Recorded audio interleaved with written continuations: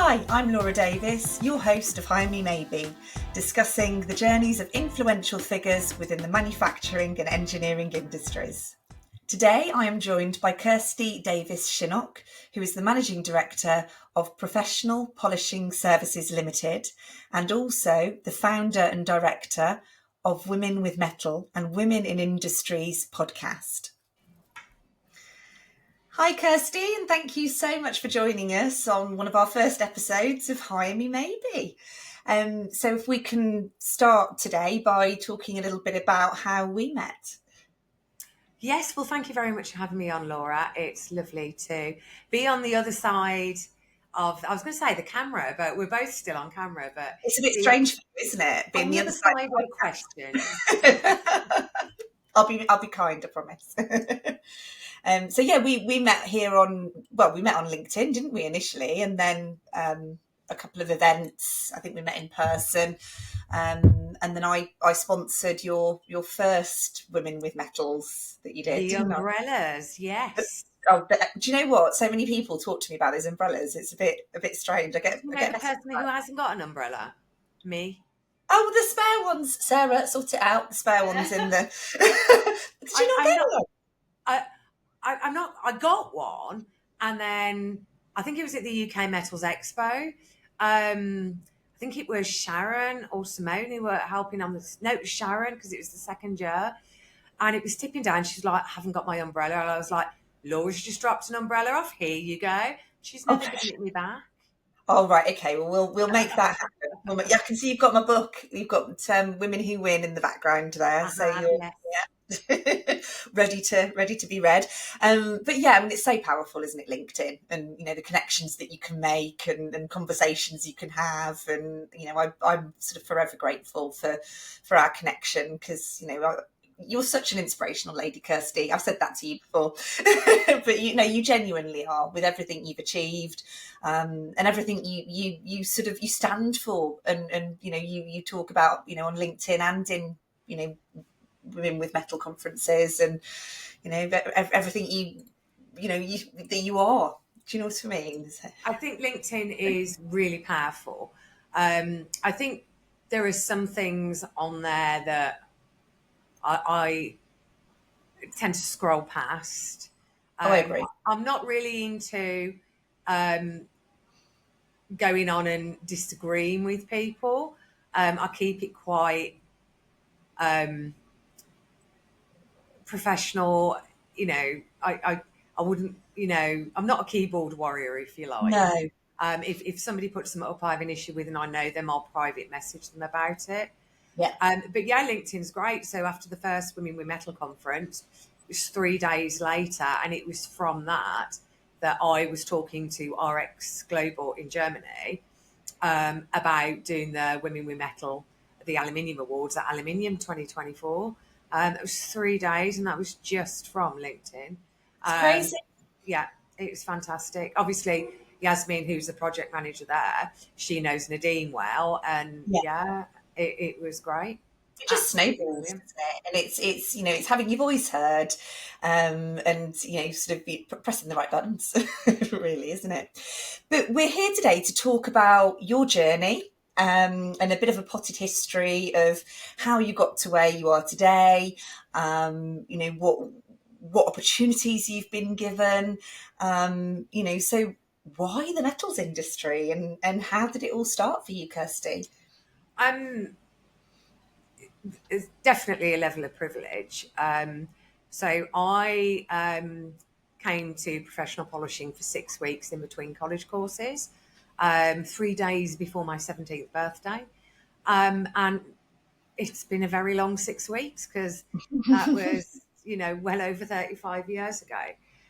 My parents set the company up. We're still a small SME now, turnover a couple of million, we're not JLR or anything like that. No.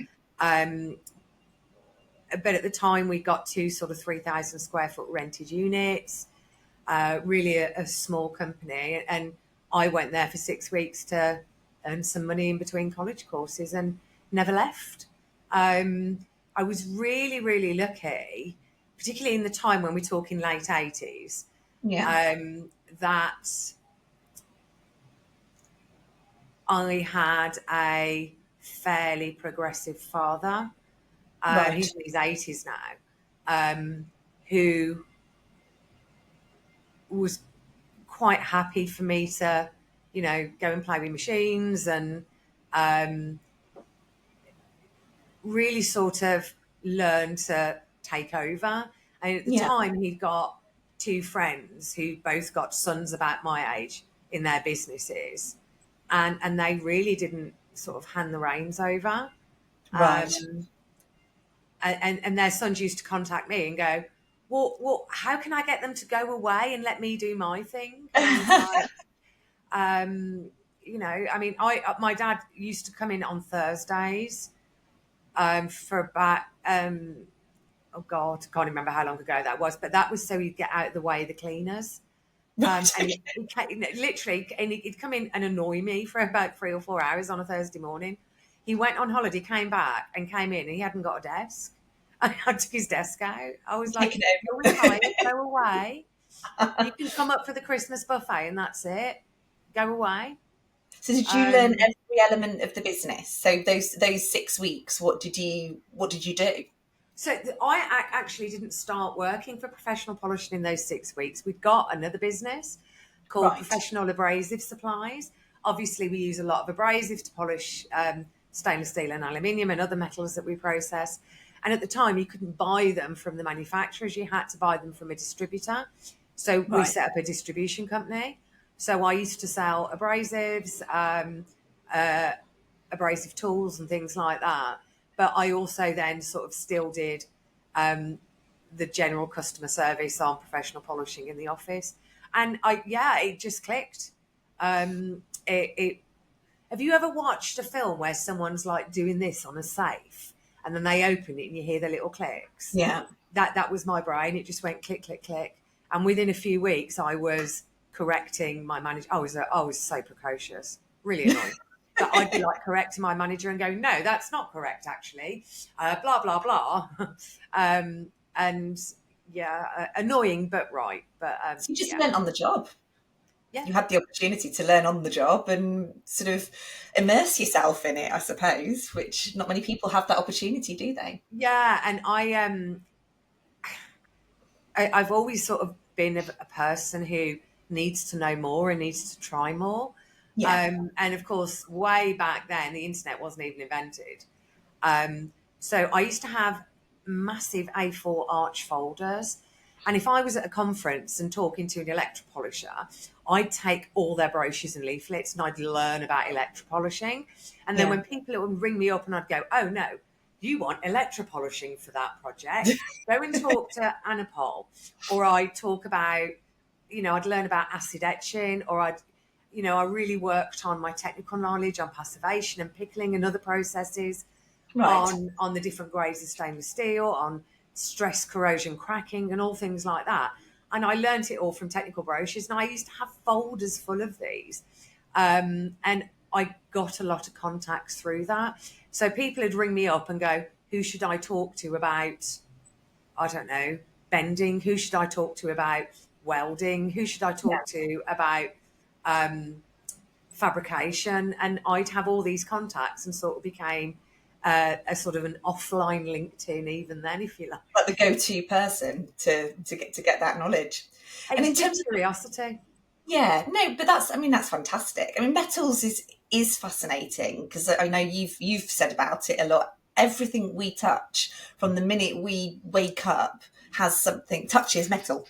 Yeah. That's it. And people don't see it, people don't realize it, people take it for granted. That's probably what how I would describe it. And in terms of your career path, because obviously, like you said, you've kind of learned the ropes, worked your way up. So when was it that you actually took over and took that director title? Oh, I became managing director in 2008, 3 months before the world fell off a cliff. Oh So no, my timing I has remember that always well. been impeccable. But prior to that, I was general manager and director for, I don't know, 8-ish years ish. Right. Ish. Um, So I would say it's 2024 now. So I'd say probably 20 years ago ish, give or take. Yeah, yeah, My parents are shareholders still. They're interested in what we do. yeah. Um, they're in their 80s, they're doddery around the edges. But, if I buy a new machine or install something or, you know, develop a new finish, they're interested in what that does. But I sort of keep them away as much as I can. Yeah, well, it's progression, isn't it? At the end Yeah. of the day, Yeah. So it's probably 20 years. need to Oh, know basis. But I think that's fantastic that they want to still be involved, and and they're interested in what's still going on, and they must be so proud of you, showing that interest early on when you were 17 to where you are now. yeah. Yeah. I think everyone has different family dynamics, don't they? Yeah, And my mom is just like, everything I do is brilliant. If I grew my nails longer than they are, she'd tell me I was, the best at nail growing. Um, my dad and I get on really well, and it's really, I suppose, the last 10 years or so, we've gone more to a father-daughter relationship because we worked together for so long. that must be So so hard. I Yeah, didn't call him dad, I called him Pete, because I wasn't right. going to call him dad at work because that's just rubbish. Um, but I'd be going, Dad, Pete, Dad, where am I? So I just call him Pete all the time.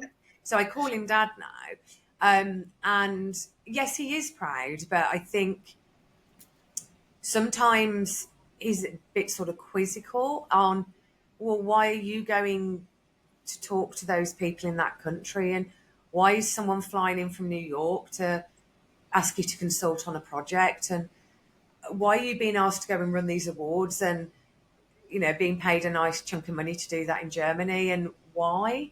Because it's a different career path than he had.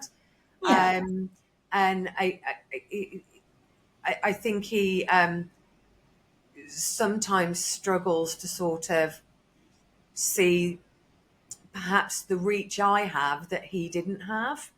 And it's different times, different strokes for different folks. well, it is. It's different. It's It's not saying different he wouldn't have done that. It was, ways. just different.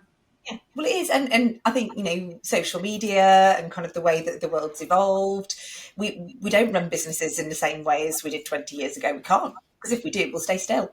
Yeah. If we're not moving with the times and embracing the technology and embracing the opportunities, then it's just not going to happen for businesses. And more businesses should be looking at all these extra things that you're doing and thinking, hang on a minute, I need a bit of that, and they won't because they're scared of it.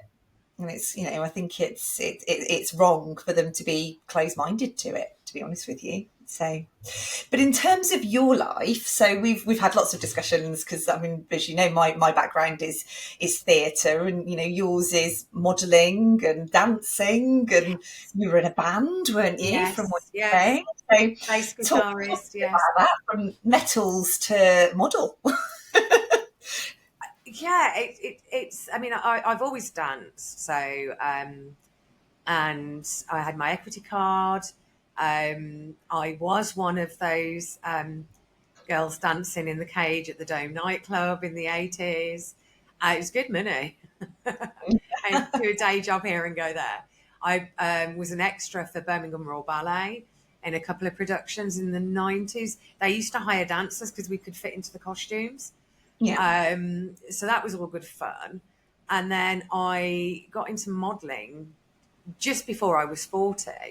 Um, and I was asked to do a campaign with the pavilions in right. Birmingham when they were sort of right at their heyday. Um, and they picked two businesswomen from Birmingham, sort of like real people, to do that. And I did Hobbs photo shoot, and literally my face was on a bus, and it was fantastic. How inspiring and how fantastic is that? Did you get lots of free clothes? Did you get to I keep the clothes did, up? yeah. I got paid in clothes. It was great. It was wonderful, and it it's hard work, actually, just sort of standing still all day, having your picture taken. And since then, I've tried to sort of do a new brand shoot every couple of years. I did one this year. Yeah. I've got a fantastic photographer, Dr. Denise Maxwell from Lensley Photography. Right. And she is exceptional at doing sort of brand photography. And we had great fun this year because we did stainless steel in the wild. Right. So we sort of went into Birmingham, and we sort of did a shoot at Grand Central. We did sort of Selfridges, managed to get the aluminium and the stainless in, elevator doors and things like that. So yeah, it was good fun. I think it's merging your two loves, isn't it? Really. So you've got your metals, and then you've got sort of performance modelling. Because it's kind of goes hand in hand, doesn't it? Really. And if thinking back to your career, because obviously you've said it was a family business, but other than your family, is there anyone that sticks in your mind that gave you an opportunity, or gave you some advice that really has sort of helped you to pivot your career? There is. Oh gosh, there's an organisation now in Birmingham called BYPY, Young Professional Organisation, and it's really great now and really inclusive. But way back when, probably 30 years ago, I was probably a manager, a fairly young manager. Yeah. And I was like, I'd like to join. And they were like, well, you're not a professional. You need to be a lawyer or an accountant or a surveyor. And I was like, oh, okay. And I'd met a lady called Jeanette Rawlinson. And I can't remember how I met her, but she was involved with a network and organisation called Women in Business Association, which is still going to this day. And through her, I met Anne Davis, who was the first female partner at KPMG. Right. And she was actually really involved. I think she led the dissolution of Hong Kong from UK and went over there and did all of that. And they addressed her as Dr. Davis because it was the only way she could get the respect to be in charge, Yeah. being a woman. If we think about, the time, we're going back 30 years. Yeah. And I was introduced to Anne, and what she did every quarter was she did a lunch with a speaker and, on personal or professional development. KPMG in the old building, I'm sure in the new one as well, had their own chefs and wine cellar and all these people. It was called the Connect Club. And I went there, Jeanette was there. And we're all still in touch now. I think I'm the only person actually working because they're all a good 10, 15 years older than me and they're all retired. And we met up every quarter. And Anne informally mentored me, if you like. Yeah. I don't think either of us sort of knew that's what was happening at the time, but she entered me for some awards. She introduced me to some people who then furthered my career. She introduced me to Nick Venning, at the time was marketing director at PwC in Birmingham. I then became a trustee with him for Birmingham Civic Society, and he's now chair of the board for Art Business Loans that I'm a non-executive director for. So, all these sort of things. They've interlocked. Yeah.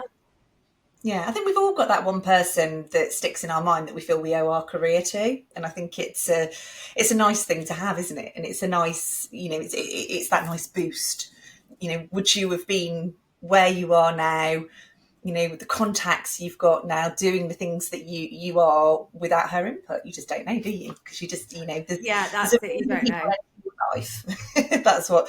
But I mean, you are probably one of the busiest women in business that I know. I mean, that's what they say, isn't it? If you want something done, give it to a busy woman. And you wear a lot of hats, which we've I know we've had chats about, in the past of, on the, the sort of, the NED roles that you have, obviously you're trustee for lots of different places. But one of the two that I would associate you with is obviously director of British Stainless Steel Association, and obviously women with metal. So how have those come about? Well, the British Stainless Steel Association, the BSSA, I've been involved with that for probably 30 odd years. I was on the marketing and technical committee for a long time. And then I was asked to be a director, and I said yes. And I was the youngest ever director and the second only ever woman who was a director. And then I obviously became the second only ever female chair. And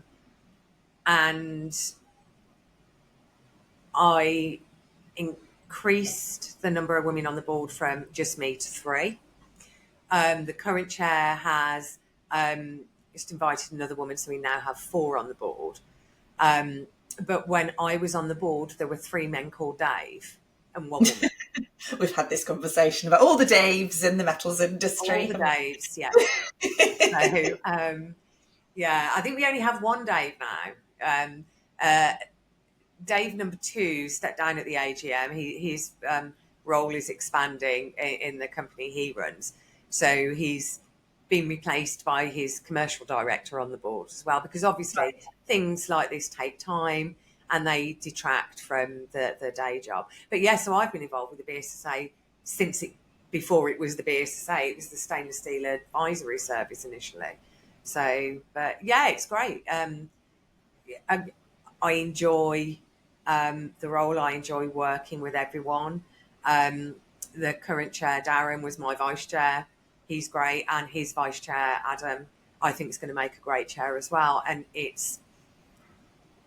the good thing is it's only a 2-year position, so it doesn't become too much of one person.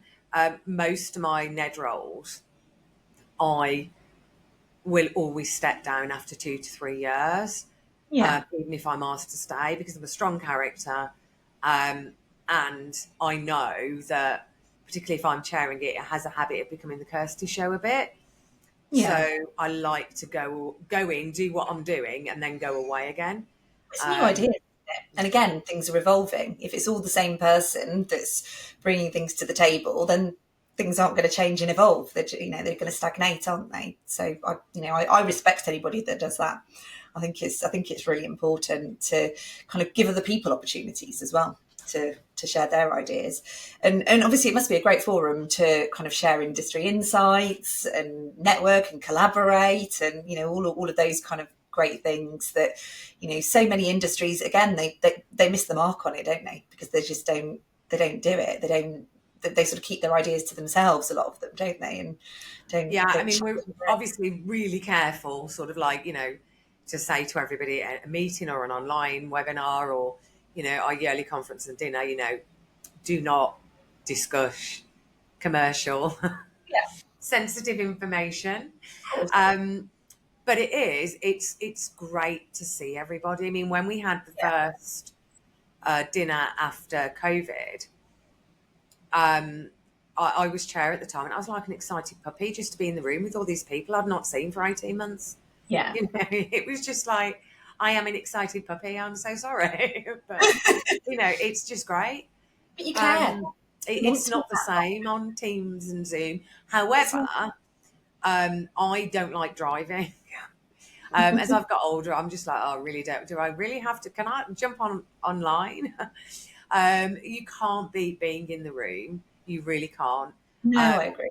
But I think the fact that you can do Teams and Zooms as well adds more time back into your day. Because if you're driving 2 hours up the M6 and 2 hours back again, that's half your day gone. Yeah. Yeah, I think as long as you have those regular touch points and you are, meeting in person, having the interim meetings and kind of the catch ups and things via Team, Zoom, phone call, I don't think there's anything wrong with that. But I do agree with you. You can't beat face to face. No, I'm going over to Ireland next week to visit a client, which I'm really looking forward to. And so obviously I was in Dusseldorf beginning of the month, October, for aluminium, and then obviously we had nearly 150 women in the room last exactly. week at the Women with Metal conference. So So yeah. where did the idea of women with metal come from? So where what kind of made you wake up one day and say, right, I'm going to start this, I'm going to start this event and start this group? It was started by a phone call. I had a phone call on a Wednesday afternoon from somebody in the industry. I've known him for a few years. And we were talking generally about something. And he was picking my brains about how to get more women to apply for roles in the sort of metal sector. And then he said, "Oh, we've got a clay pigeon shooting day coming up. We've got a couple of golf days. We've got a five-a-side football tournament. There's nothing for the women, Kirst. You're the face of the industry, bless him. Can you run an afternoon tea or something?" And by Friday, I'd got 5 speakers and booked Park Regis Hotel. And I was just like, yeah, I think and I took it in the spirit, the great spirit in which he meant it, which is, and when I thought about it, because when we're talking about male-dominated sectors, Yeah. the percentage of women at senior levels is obviously a lot smaller than those in maybe junior roles or supervisory. So Yeah. they're the sort of people that aren't going to get invited to go to this event or that event. So I was like, I can't see most companies just letting them go out for a jolly. So we need to give the individuals not only the networking opportunities, but some value for them going out for the day, and it costing money for them to go out to a day, and that's when I put the first sort of conference package together. Yeah. And I was going back through my files earlier last week when I was looking for something, and I found the email I sent to the first venue we used, and I actually said, I think there'll be about 30 or 35 people there. So that's how it came about, and then the first one was a great success. Yeah. At that point, we became a real company and looked to grow for the second one, which we did. And it was fantastic. And it was, there was definitely some similarities in terms of the conversations that people were having from the first one to the second one. But it just, I don't know, it just felt like you knocked it out of the park. The speakers that you had, the engagement, the venue, it was fabulous. It really was. Yeah, I was absolutely over the moon with all the speakers, and the speakers the first year were fantastic. I'm so grateful to Oh, them. they were. Yeah. But Yeah. I was able to sort of look more strategically. Yeah. Whereas the first year, I mean, I'm still making it up as I go along, do not get me wrong. But the first year, I just sort of was like, hello, friend of mine, you do this. Can you come and do this for nothing, please? And we'll give some money to charity. Yeah. Whereas this year, I spent a lot of time working on particular topics. We'd had feedback from delegates on what topics they were interested in, and we're able to incorporate some of those ideas. And in November's newsletter, there'll be a link to a feedback form again. And then I sort of trawled LinkedIn a lot, and spoke to a variety of people, and we ended up with a lineup we got this year. Denise and Steph obviously were returned. And I thought absolutely every presentation was amazing. And I loved Quilter's one on the finance. Oh, I even went over to her and just went, okay, you love pensions, come and talk to me.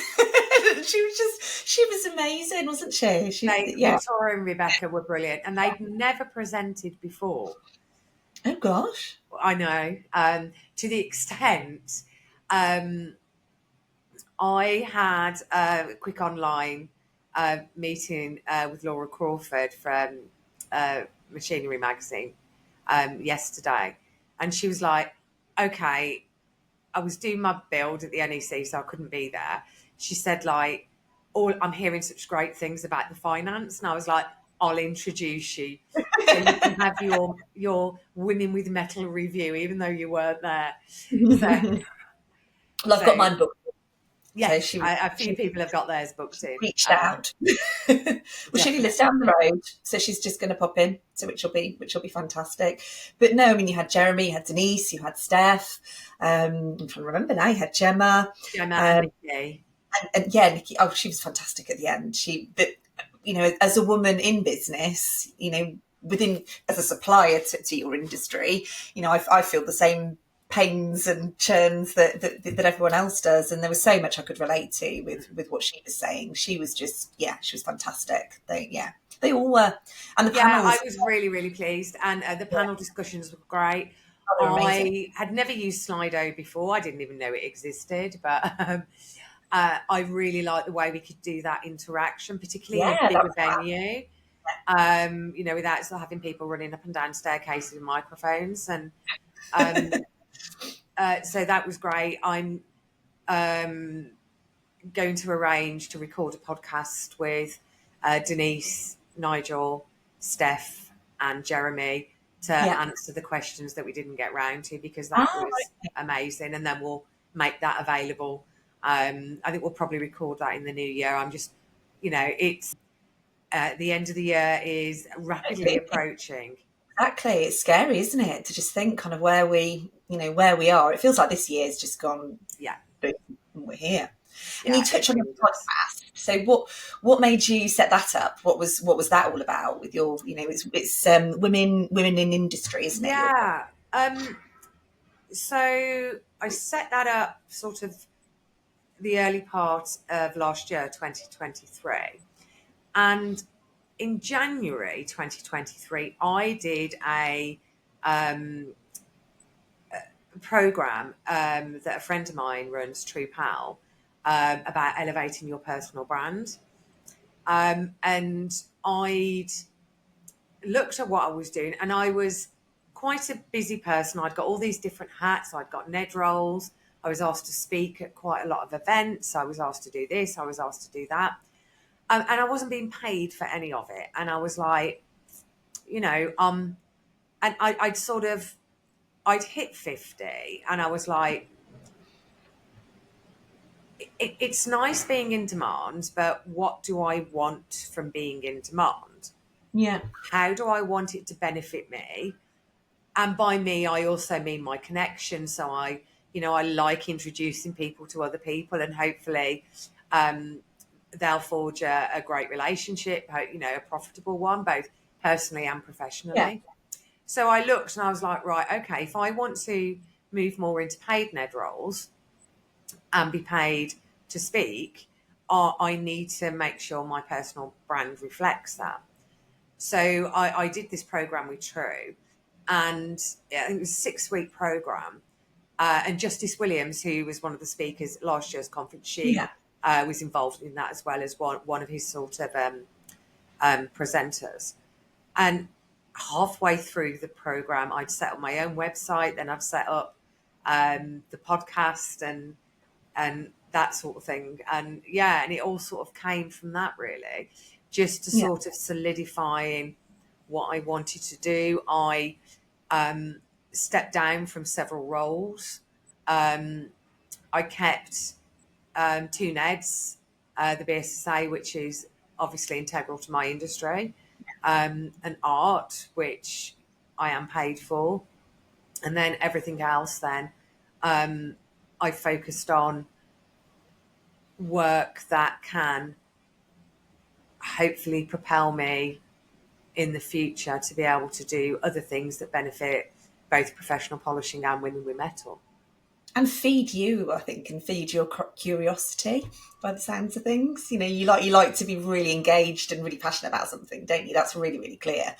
So, if you've got lots and lots of things going on, how do you really give yourself to that one thing? Do you know what I mean? If you spread yourself too thinly, you're only going to give a little bit of you. But if you're really kind of feeding a passion, I think that's what comes across to me anyway. I think that's very much. If I ever find myself going, it's a meeting for so and so tomorrow, then I know it's time to step down. Absolutely, yeah. No, I agree with you. Yeah. I'm perfectly happy to help. I'm on a couple of committees for organisations, but not in an ed role. But I've sort of made it clear that yes, I will, but I'm not taking a majorly active role. I will do bits and pieces and help, but I'm not going for chair. I'm not going for vice chair. I'm not going to be at every single meeting. I want to see you succeed, and I'm here to help, but it can't be whole of you a priority in when I'm allocating my workload. It just can't be. And the same with Women in Industry podcast.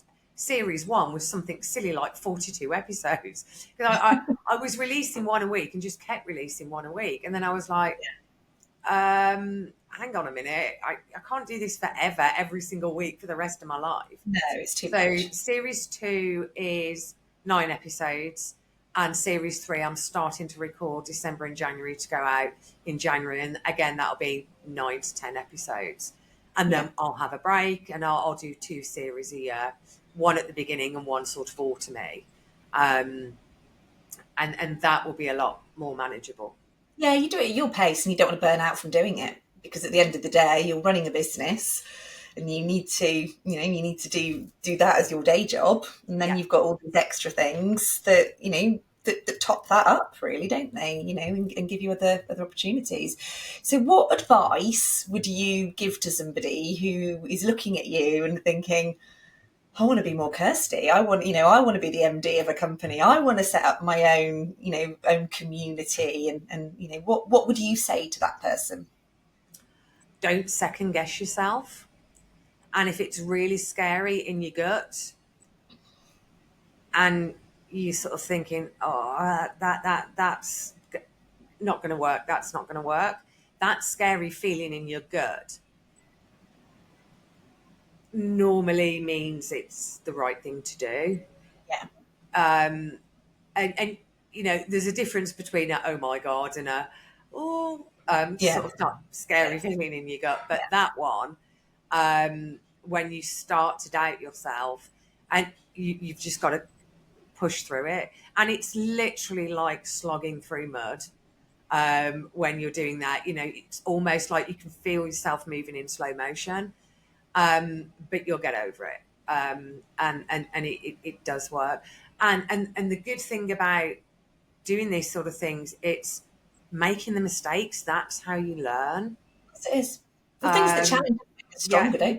And as long as you can go, I tried that, it did not work. What I learned from it was this. That's fine. That's perfectly fine. Anyone who thinks, I never make they never make a mistake. Everybody makes mistakes. 100%. But it's recognising it and knowing that, okay, that didn't work, draw a line underneath it. And how do I move forward? Yeah.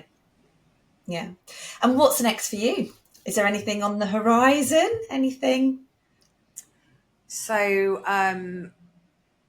we're actively planning for the 2025 Women with Metal Conference. Which 9 days after the last one. And you're going to get an extra 100 women because it's not half term. Is that the plan? That's the plan. It won't be half term. We want another 100 people there. So we'll be talking to potential sponsors next week, the week after. I've literally just seen the conference contract come over from the ICC into my inbox. So that'll be signed and go back to them. We already have a list of potential speakers and topics. We've seen the rough cut draft of the 2024 video, which is great. So I'm looking forward to sharing that with everyone. And so that's obviously going to be a big push for next year. I'm really lucky at the moment. I've been nominated for some awards. So tomorrow I'm a finalist in the Innovation Awards in Birmingham for Female Innovator of the Year. I'm up against two friends, actually, Adrian and Dee, so that'll be fun.